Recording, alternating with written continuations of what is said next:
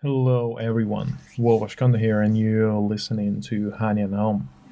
And today, I would like to bring up a few topics as usual, and maybe to get back to the old format of where I will just discuss some interesting news with you, and maybe we can have a discussion down in the comments. And in order not to miss any more stuff, just make sure you subscribe. We're almost at 100 people. It doesn't sound like too crazy, I know, but you need to start somewhere, right? All right, let's get down with this. Unreal Engine can now capture facial expressions. We are an official iOS app. So Unreal Engine, as you may know, I think, is owned by the Epic Games, and Epic Games is a game developer that is pretty much famous for making Fortnite real. I think they also own a bunch of other games as well, but I think Fortnite is one of the hottest and most hype ones that actually is going on now. So, basically what they made is an app that would allow developers from all over the world of any kind, pretty much using just their phone, to be able to track the face, the facial expression of an actor who will try to mimic something for the character for the game development. And then they basically can record this footage, and after this use it in order to develop a whole character and do that design with the mimics and using the mimics of it. So the app called Live Link Face app, and basically it's using similar technology to the one that Apple is using for Animoji and Memoji, and enabling your frontal camera on your iPhone to actually making this whole thing possible.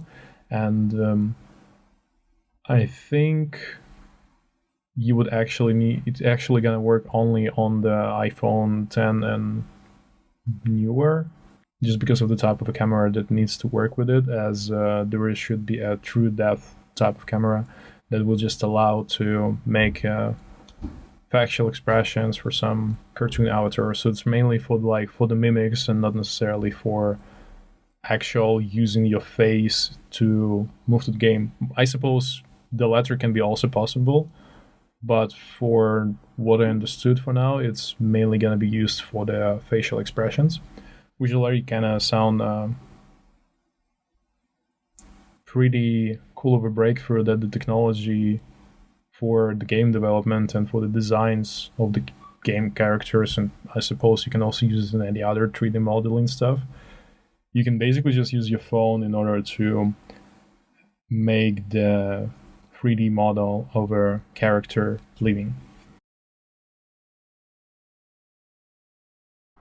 TikTok traders are pumping Joe cryptocurrency Dogecoin and the price is up 95%. Another thing is the Dogecoin TikTok challenge, and basically, if you guys weren't really into the cryptocurrency hype and you're not really aware of what is happening in that world, I think you've all heard of Bitcoin, right? So the Bitcoin is probably the main and the most famous cryptocurrency right now, and obviously a lot of developers, they've been making a bunch of different altcoins, so people, instead of using just Bitcoin, would be able to use something else.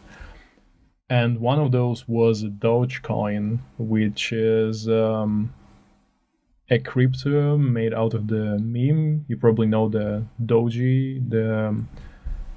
I think it's this Japanese breed of dogs called something Inu. I wouldn't be able to say it out loud correctly, but because of the meme of Doge, they made this Dogecoin, and this thing doesn't worth anything. Even now, it's being traded after a 600% increase. It was traded at the highest of 0.00005 cents. So it's not even 1 cent per dollar, which already at that point of time would be such a huge increase.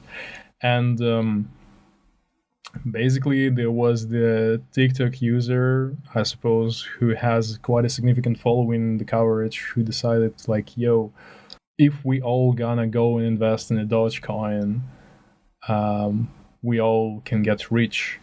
And because the currency itself doesn't cost anything, barely anything, you don't really need that huge of an investment in order to probably get a really significant return.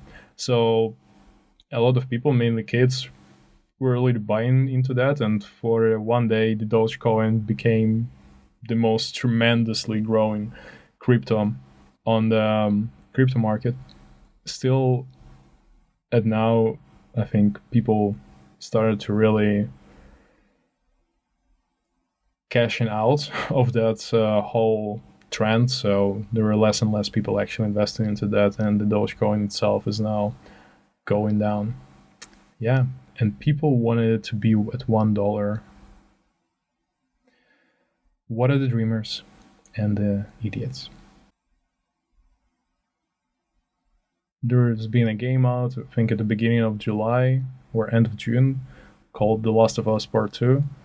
I personally wasn't even able to play it, but what I was doing, I was watching the live stream of PewDiePie actually playing that, which I personally enjoyed as much as the game itself and the plot and the narratives and certain movements. And maybe I would agree that the positioning of different segments of the whole game could have been done differently in order to make more sense to what is going on.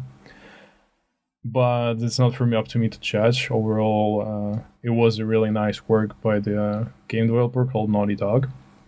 The game tries to first shock you and then explain you why you had the shocking moment, whereas it actually disturbed few people who got invested with the main character from the first part of the game, and it felt to me that people were mainly so sad and disappointed and frustrated with the game is that the Joel got killed at the very beginning of the game. Long story short, I still found the whole thing enjoyable, and the plot itself was quite interesting to follow to me, and I definitely was watching the whole stream more like an entertainment and like a TV series, as what some people would do to binge watch. But it's really a beautiful game, and I hope that those who actually have an ability to play PS4 or even just go and watch it would also found something enjoyable for yourself, and maybe it will help you to look critically at what I just said and what was happening in the game. So maybe it's not all that bad after all, because the reviews were quite mixed. I think all the critics were giving it almost 5 out of 5, while the audience and the gamers were giving, I don't know, like 2 out of 5, if that makes sense. So, yeah, I think sometimes people got too much invested into the characters, and they just getting offended or pissed without a proper reason for doing that. I think another cool thing that the Naughty Dog decided to add into the game and worth mention is that the whole mechanics of playing the guitar in the game. So at some periods of the time, you're given the ability to play on the guitar, basically using your joystick, using the character, and the spectrum of the chords you can do, and the ability to actually like strum.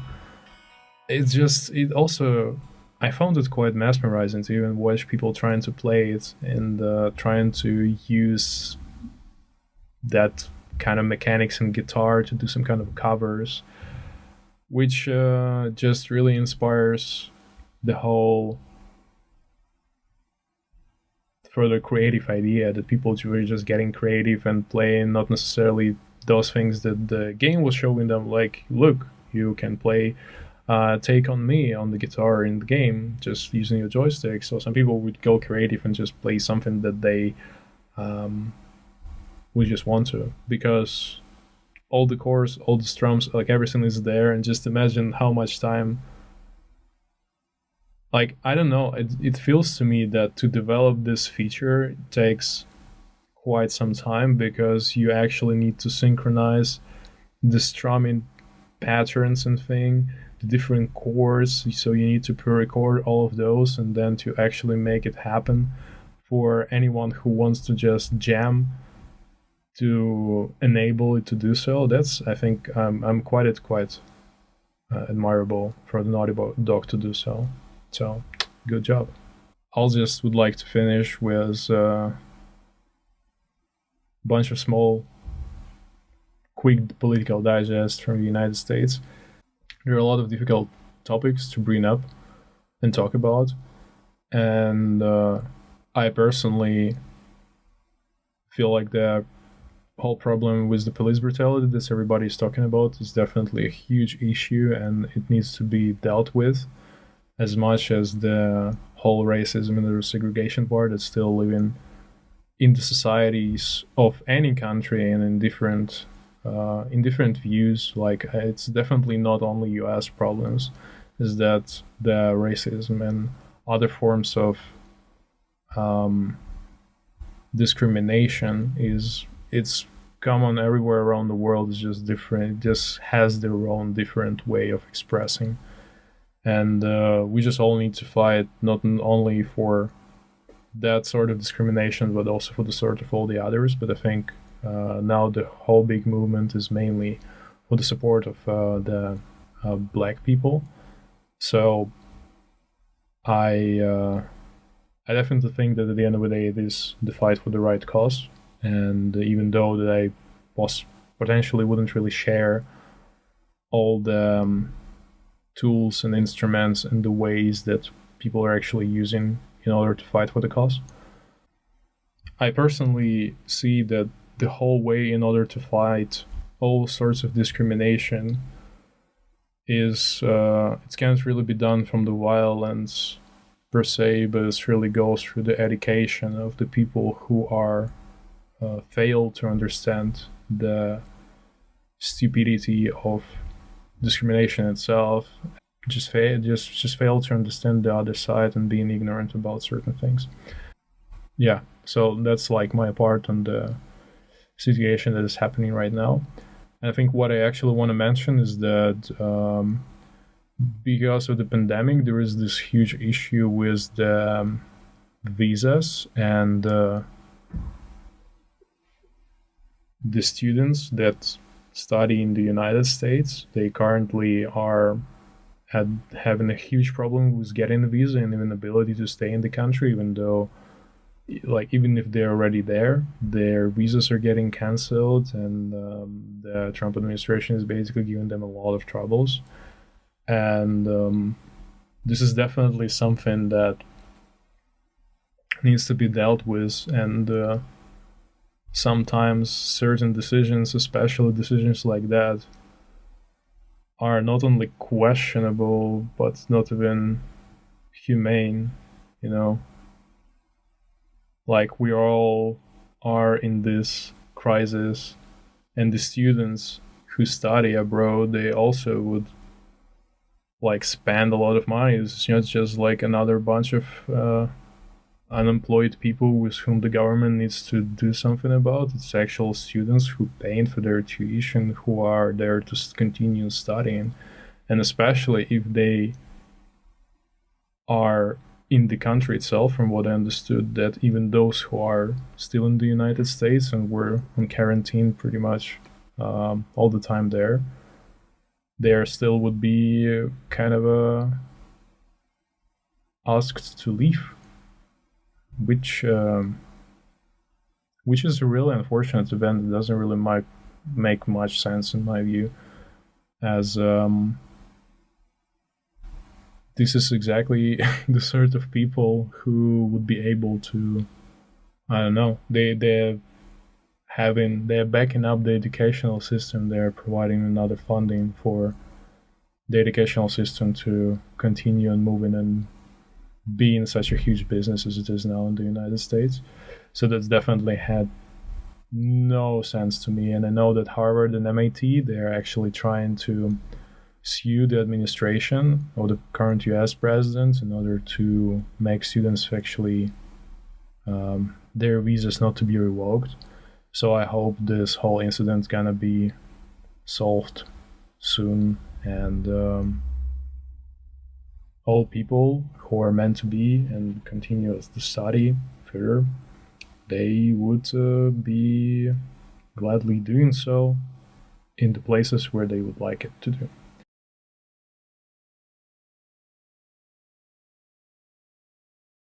All right, guys, what do you guys think? Share all your thoughts in the comments. Would be really glad to hear what you think about what I have expressed today. And if you have any interesting news to share, feel free to drop them in the comments. Thank you, as always, for listening, and bye.